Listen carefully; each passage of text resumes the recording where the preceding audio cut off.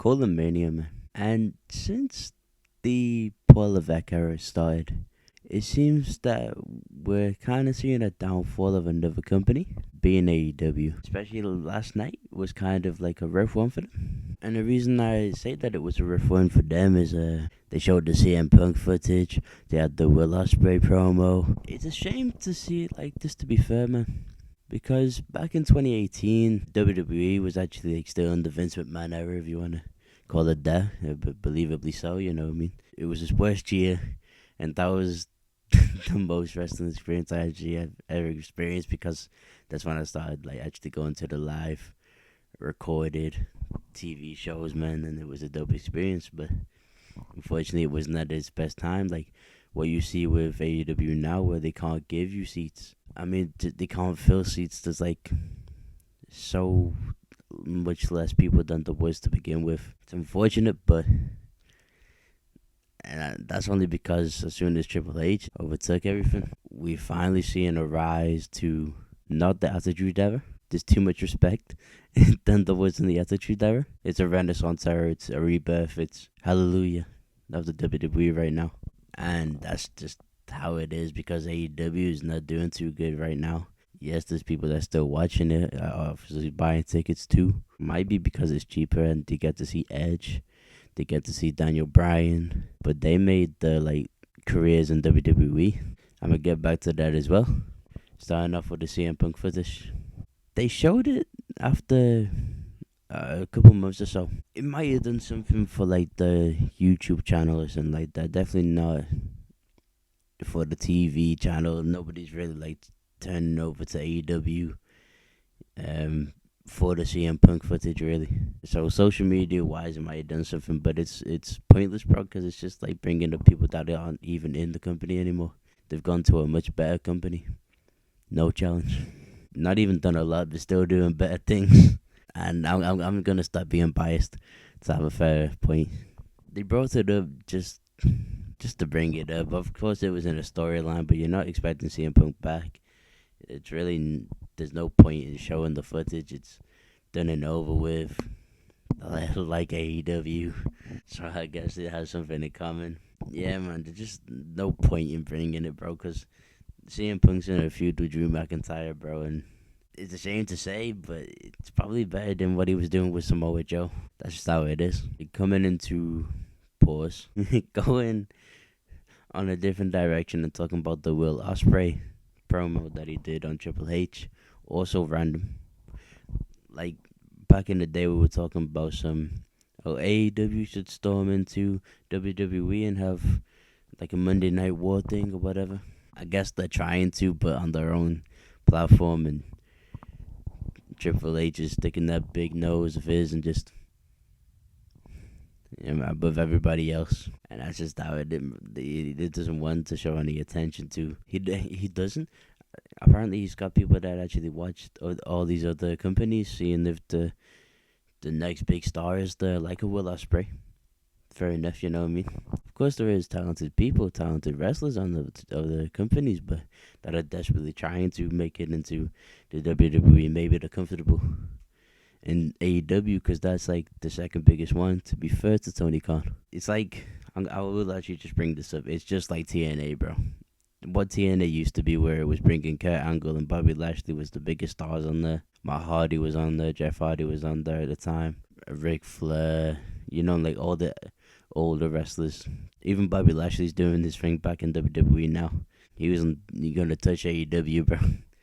Maybe at its peak, but it's on the downfall now. Abyss, who is a creator for WWE. Bobby Roode, who is a creator for WWE. It's literally just like TNA, bro. It is the second best. Well, TNA was the second best. Now it's like the third, fourth, you know what I mean?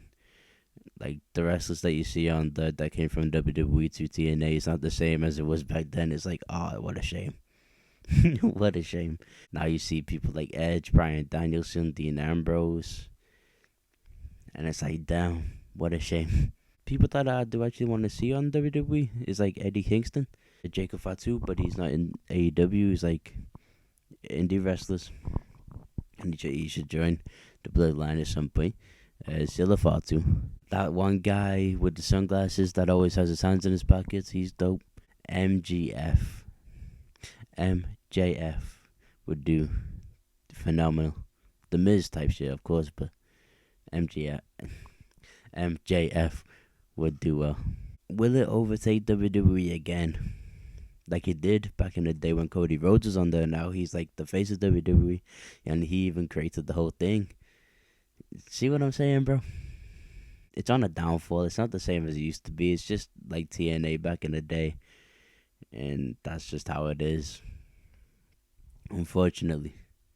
So can it overtake WWE again? No, unless WWE end up messing up. They're like, okay, Stephanie McMahon is back with the WWE, which he is. They end up giving us Vince McMahon back again. It's a tough one, bro. I don't think he'll be in a good place again. I don't think he should retire. Keep his billions, you know what I mean? Unfortunate what he did, but and also appreciation of what he created. But time is time, bro. Time is up for Vince McMahon. And for AEW too, it's up for Tony Khan, and he's like young, bro, and it's a shame, bro. I don't see it overtaking WWE again at all. But like, that's where you see Edge, you'll see Daniel Bryan, you'll see just all these old people. Ric Flair for a minute too. Like, it's just what TNA was, you know what I mean? So overtake WWE, not at all. Is it worth watching? Yes. So is TNA. You know what I mean? So it is worth watching for the likes of Eddie Kingston, Bryan Danielson, Dean Ambrose, Claudio. So yeah, definitely worth watching. Well, what's his name? Swerve. These are all worth watching, but so is TNA back in the day. And TNA is definitely like one of the worst ones to watch, you know. They've hired a couple people, but Simon Miller was in TNA. And I watched his promo, and he was going against somebody. And the creative control is just beginner. It's so beginner, bro. Simon Miller from Watch Culture Wrestling is dope, but as a wrestler, I don't think so. It's a shame, but they're like in development, and that's what TNA is now versus what AEW is. AEW is what TNA used to be, and TNA is just development, televised development. Like when you see on Instagram, and it's just these people.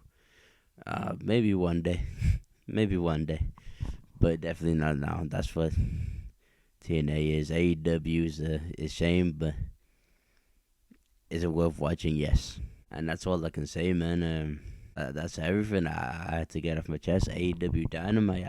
I never would do reactions to AEW, you know what I mean? Because I've always thought that WWE is number one, even in the rough eras. Even when Roman Reigns was one of the most boring wrestlers you could see, but every time you turn on WWE, he was on the screen. He was cutting different succotash promos and breaking the fourth wall. It was just a shambles, but at that time, Roman Reigns was my favorite wrestler. So yeah, Seth Rollins is now. It's just a shambles of what AEW is now. As I said, it's worth watching for Mercedes Moné, for Eddie Kingston. You know what I mean? It is still worth watching. It's just as I keep stressing, as I keep referring to, as I keep telling you about, AEW is what TNA used to be. TNA, televised developmental. WWE, on set, man. As soon as Paul Levesque took that pen, it was a wrap for everybody else. And I'm saying, and I'm telling the truth, because I can never lie. That's Cole Mania. That's like and subscribe. That's out.